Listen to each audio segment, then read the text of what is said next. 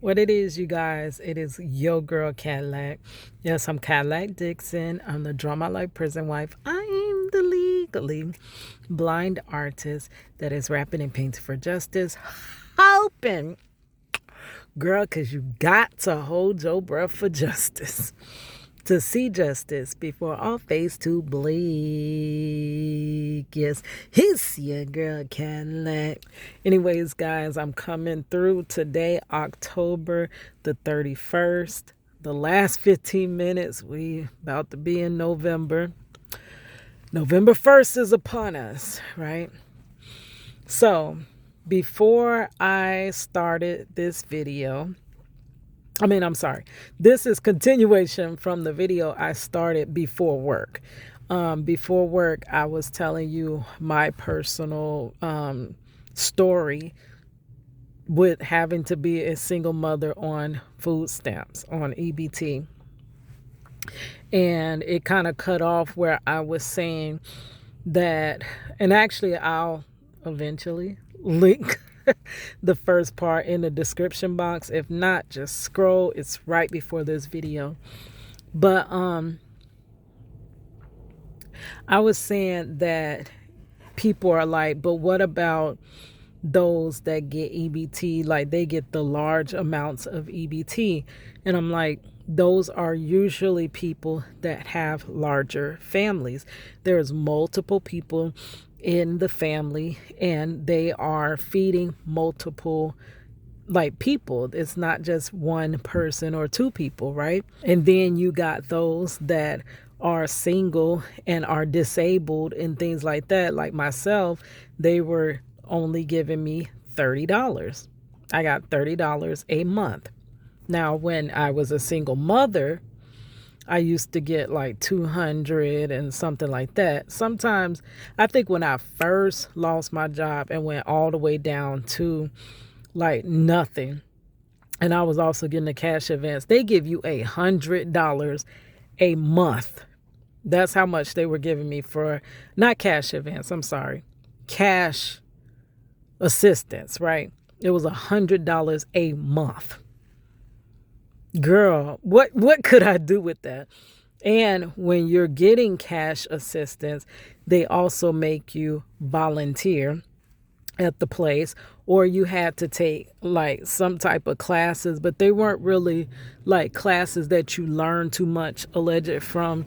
It was like busy work almost. It was just, if I'm going to give you this $100, I'm going to consume. And it was way too much time. It wasn't even like I could be doing job searching and stuff. I was glad when I found my theme park job. That was when I had that issue. I did not expect to lose my job. I lost my job because of a slip and fall, because I got injured.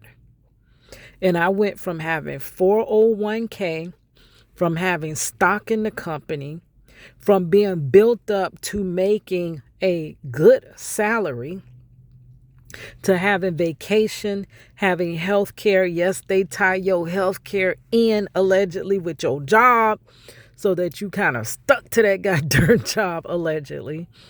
I lost all of that in one whop and then was permanently injured, making it very difficult from that point to work.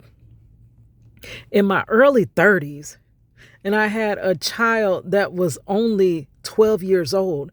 I had multiple years to go, plus being a single mother because they wrongfully incarcerated my husband. So not only am I the only breadwinner now, I can't even win all the bread that I need to win because I'm not even made whole anymore.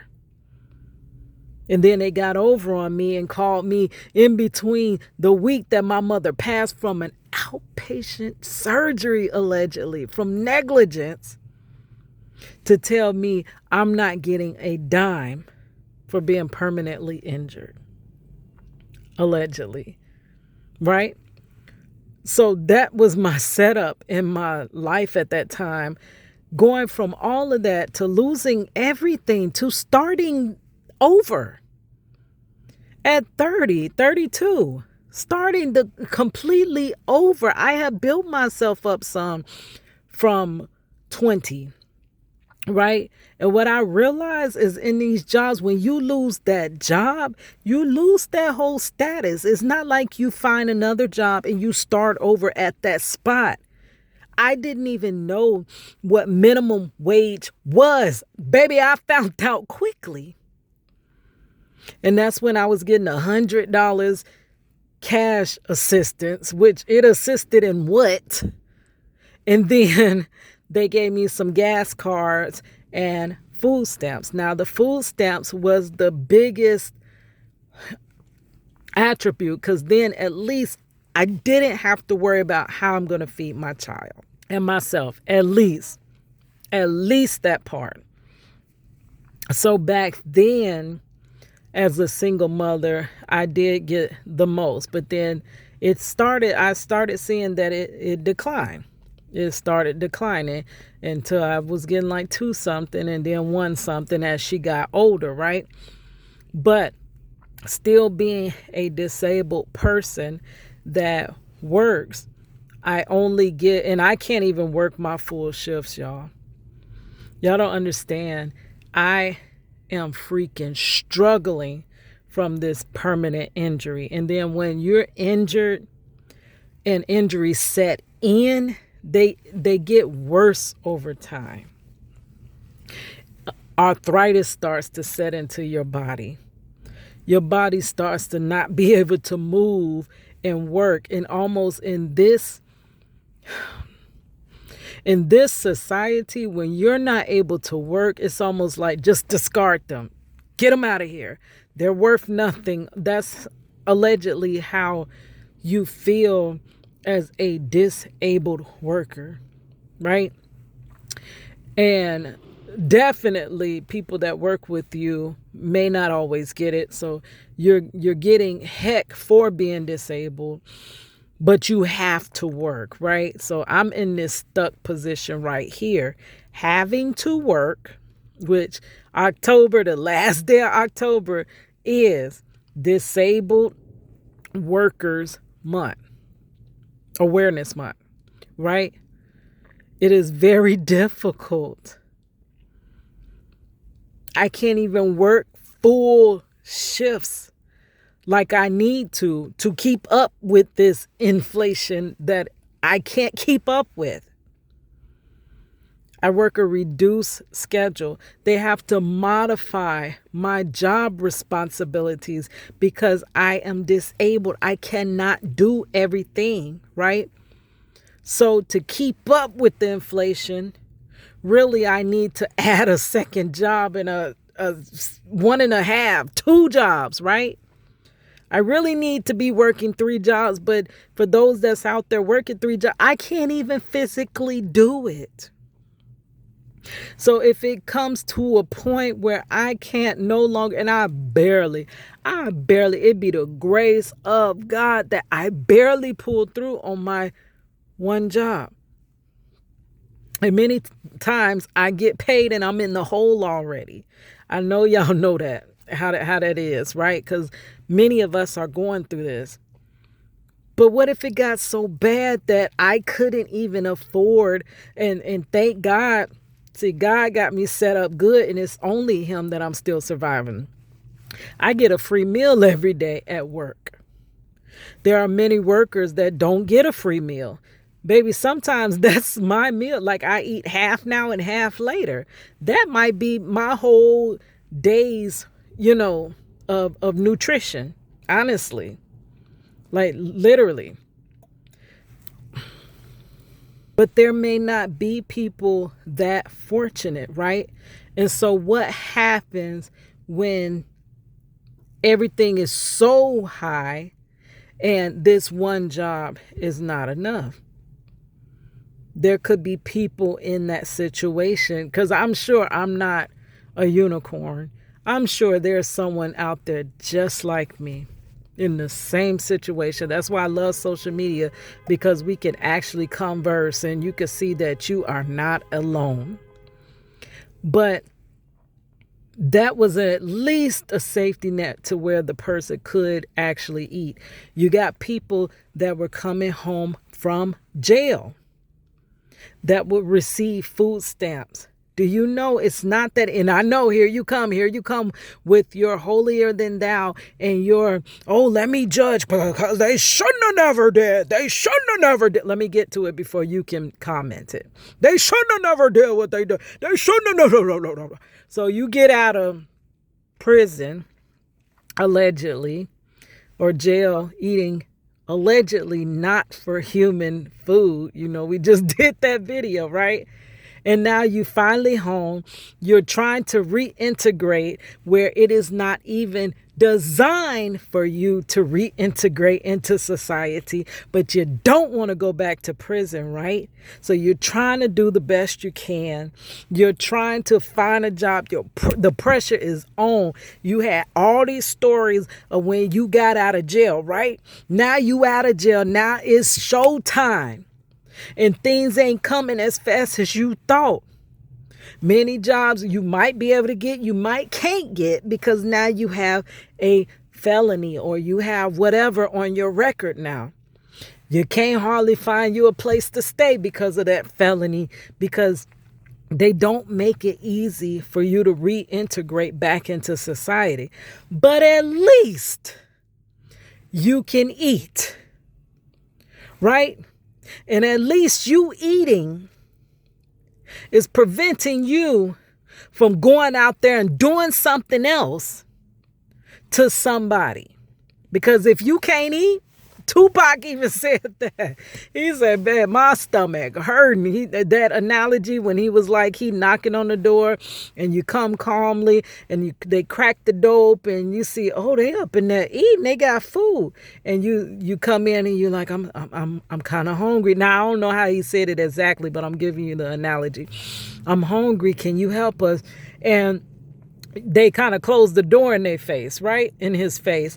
And then he was like, by a certain amount of days later, we knocking that door down. Look, I'm hungry. I'm hungry. And hunger will put you in some certain states. That as well within the prison. You have many of our loved ones that can't eat like that. They don't have people on the outside, right? So then you get out and at least you were able to feed yourself while you going through the rest of this stuff to reintegrate back into society and actually become an asset to society and not a detriment, right? And at least you were eating. But if you ain't eating, baby, you gonna eat. Especially you just got out. Remember, you was in that situation, in that environment where you had to do whatever to eat. What you think allegedly people are going to revert back to. So you got the single mothers, and there's probably some single fathers as well. You got the disabled. You got the returning citizens. You got the kids themselves. So now you got a lot of hungry people. What is this conducive of? A lot of people doing some stuff that they never should have did and probably never would have did, right? But, I was saying at that, and it took too long and now I'm out of time. I was saying that I would rather my tax dollars go to those single mothers and let them stay home, even if they is staying home. And why they ain't got to work 3 or 4 jobs like me and they just sitting home getting food stamps. I would rather the mother be home with their children, impacting their children's lives, being with their children. I used to cry because I wanted to be with my child so bad. My daughter, her father was already gone to a wrongful conviction. I never wanted my daughter to say she could not do this and that because her father wasn't there. So you already got a father that's not there. So I want to be an ever-present mother. I wanted to be in her life. But guess what? I couldn't be in her life the way I wanted to because I had to work to try to survive. And midway through raising her, I became disabled and still, girl. And none of this but the glory of God that I even got through all of this. When my child was almost grown, I literally thought I wasn't even going to make it. And I woke up one day and she was grown. If it took longer to get her to of age, I would not be here. I would have been gone because I couldn't do it. It's too much. It's too heavy. And guess what? That was decades before this inflation and all of this happening. So if I couldn't even hardly do it with the little bit that we had, and they're taking that little bit, I can't imagine how mothers are doing it now. So I would rather you give it to them rather than giving it to what, like you got my tax dollars allegedly going to keep people in prisons and jails allegedly. My tax dollars and whoever else tax dollars is keeping my husband wrongfully incarcerated. We're paying for that. We're paying for mass incarceration allegedly. And you gladly fit the bill because you think allegedly is keeping you safe. As more things are applied to pressurize to keep you unsafe. So how they going to keep you? They make you unsafe and then they keep you safe. I would rather my tax dollars allegedly go over there to the single mothers so they can stay home with their children, school their children at home allegedly, teach them the history that they don't want to teach them allegedly in these schools. Right? But you never know when you might be in that position to need those same food stamps. For many, many, many, many years, remember all through my 20s, I did not qualify for food stamps at all.